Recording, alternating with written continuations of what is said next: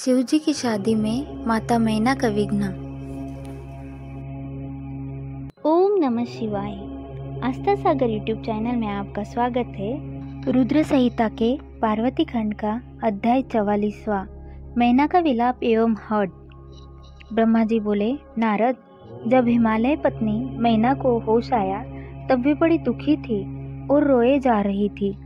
उनका जोर जोर से दहाड़े मार कर रोना रुकने का नाम नहीं ले रहा था। वे रोते हुए अपने पुत्रों पुत्री तथा अपने पति गिरिराज हिमालय सहित देवर्षि नारद व सप्तऋषियों की निंदा करते हुए उन्हें कोस रही थी।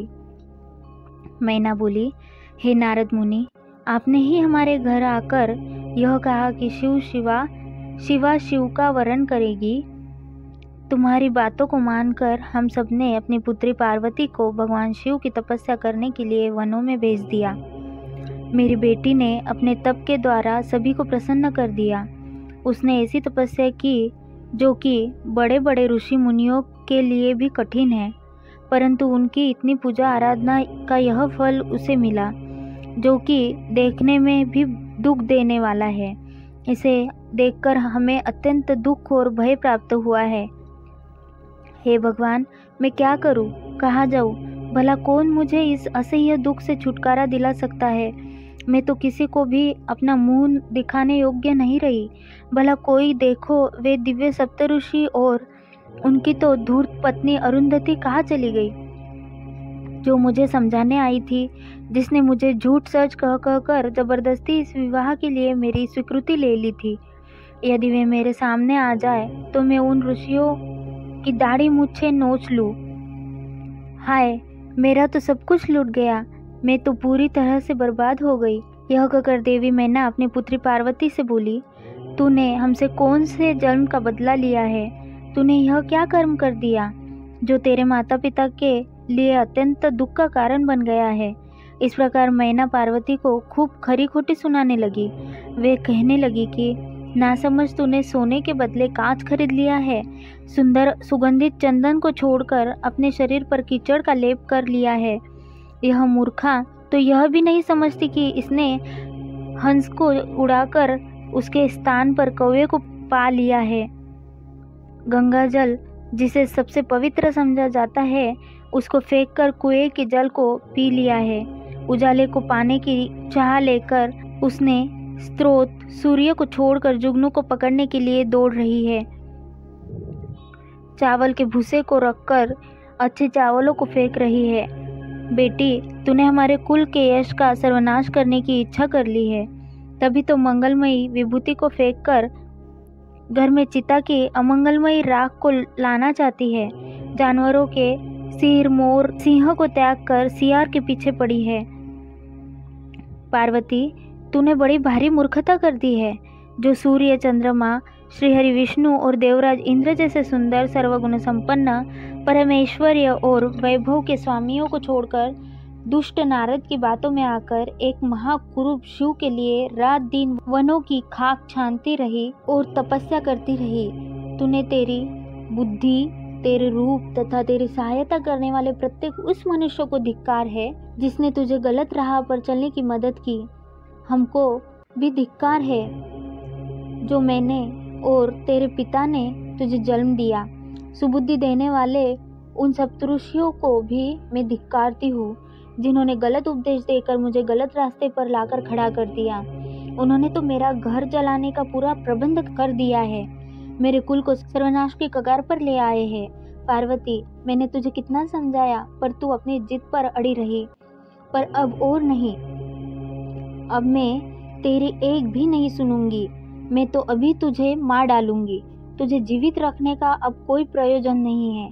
तुझे मारकर खुद की जीवन लीला भी समाप्त कर दूंगी, भले ही मुझे नरक का भागी क्यों ना होना पड़े। मेरा दिल करता है कि मैं तेरा सिर काट दूं, तेरे शरीर के टुकड़े टुकड़े कर दूं, तुझे छोड़कर कहीं चली जाऊं। यह कहकर देवी मैना मूर्छित होकर फर्श पर गिर पड़ी। उस समय उनकी ऐसी हालत देखकर सभी देवता उन्हें समझाने के लिए उनके पास गए। सबसे पहले मैं उनके पास पहुंचा, तब मुझे वहां देखकर नारद तुमने कहा, देवी, आपको इस बात का ज्ञान नहीं है कि शिवजी बहुत सुंदर है। अभी तुमने उनका सही स्वरूप देखा ही कहाँ है। अभी जो कुछ तुमने देखा है वह उनकी लीला मात्र है। देवी, आप अपने क्रोध को त्याग दे और स्वस्थ होकर शुद्ध हृदय से विवाह का कार्य आरंभ करें। इतना सुनना था कि मैना के क्रोध की अग्नि भभक उठी। वे बोली, दुष्ट नारद, यहाँ से इसी समय चला जा। तू दुष्टों का भी दुष्ट और नीच है। तू मेरे सामने भूलकर भी मत आना। इसी समय यहाँ से निकल जा। मैं तेरी सूरत तक नहीं देखना चाहती। मैना के ये वचन सुनकर इंद्रादि देवता दौड़कर वहां चले आए और बोले, हे पितरों की कन्या मैना, भगवान शिव तो इस समस्त चराचर जगत के स्वामी हैं। वे तो सबको सुख देने वाले हैं तथा सबको मनोवांछित वर देने वाले सर्वेश्वर है। वे तो भक्तवत्सल है और सदा ही अपने भक्तों के अधीन रहते हैं। आपकी पुत्री पार्वती ने कठिन तप करके भगवान शिव को प्रसन्न किया है तथा वरदान के रूप में उनको अपना पति होने का वर प्राप्त किया है। तभी तो आज वे अपने दिए वरदान को पूरा करने के लिए, उनका पानी ग्रहण करने के लिए यहाँ पधारे हैं। यह सुनकर मैना और अधिक रोने लगी और बोली, शिव तो बहुत भयंकर है। मैं अपनी पुत्री पार्वती कदापि उन्हें नहीं दूंगी। आप सब देवता क्यों ये षड्यंत्र रच रहे हैं? आप मेरी प्राण प्रिय फूलों के समान कोमल पुत्री को क्यों इन भूतों प्रेतों के हवाले करना चाहते हैं? इस प्रकार देवी मैना सब देवताओं पर क्रोधित होकर उन्हें फटकारने लगी। जब वशिष्ठ आदि सप्तऋषियों ने देवी मैना के इस प्रकार के वचन सुने तो वे भी मैना को समझाने के लिए उनके निकट आ गए। तब वे बोले, हे पितरों की कन्या मैना, हम तो तुम्हारा कार्य सिद्ध करने के लिए यहाँ आए हैं। भगवान शिव का दर्शन तो सभी पापों का नाश करने वाला है और यहाँ तो वे स्वयं आपके घर पधारे हैं। इस बात को सुनकर भी देवी मैना को कोई संतोष नहीं हुआ। उनका क्रोध यथावत रहा तथा उन्होंने फिर कहा कि मैं पार्वती के टुकड़े टुकड़े कर दूंगी, परंतु उसको शिव के साथ नहीं भेजूंगी। दूसरी ओर देवी मैना के इस व्यवहार से चारों ओर हाहाकार मच गया। जब शैलराज हिमालय को मैना के इस व्यवहार की सूचना मिली तो वे फौरन दौड़ते हुए अपनी पत्नी के पास आए और बोले, हे प्रिय, तुम इतनी क्रोधित क्यों हो रही हो? देखो, हमारे घर में कौन कौन से महात्मा पधारे हैं और तुम इनका अपमान कर रही हो। तुम भगवान शंकर के भयानक रूप को देखकर भयभीत हो गई हो। देवी, वे तो सर्वेश्वर है। भय करना छोड़कर उनके मंगलमय रूप का दर्शन करो। विवाह के शुभ कार्यों का शुभारंभ करो। अपने हठ को छोड़ो और क्रोध को त्याग कर शिव पार्वती का विवाह के मंगलमय कार्यों को संपन्न करो। देवी, तुम जानती हो कि भगवान शिव अनुपम लीलाएं करते हैं। यह भी उनकी लीला का एक भाग ही है। अतः तुम अपने मन के डर को दूर करके यथाशीघ्र पूर्ववत कार्य करो। शैलराज हिमालय के वचन सुनकर उनकी पत्नी मैना अत्यंत क्रोधित हो गई और बोली, हे स्वामी, आप ऐसा करिए कि पार्वती के गले में रस्सी बांधकर उसे पर्वत से नीचे गिरा दीजिए या फिर उसे समुद्र में डुबो दीजिए। चाहे कुछ भी करके उसकी जीवन लीला समाप्त कर दीजिए। मैं आपको कुछ नहीं कहूँगी, परंतु मैं पार्वती का हाथ किसी भी परिस्थिति में शिव को नहीं सौंपूंगी। यदि फिर भी आपको हठपूर्वक पार्वती का विवाह शिव से करने की ठान ली है तो मैं अपने प्राणों को त्याग दूंगी। अपनी माता मैना के ऐसे वचन सुनकर पार्वती उनके करीब आकर बोली, माता, आप तो ज्ञान की प्राण मूर्ति है। आप सदा ही धर्म के पथ पर अनुसरण करने वाली है। भला आज ऐसा क्या हो गया है जो आप धर्म के मार्ग से विमुख हो रही है? हे माता, महादेव जी तो देवों के देव है। वे निर्गुण निराकार है। वे तो परब्रह्म परमात्मा है और सबके सर्वेश्वर है। वे तो इस संसार की उत्पत्ति के आधार है।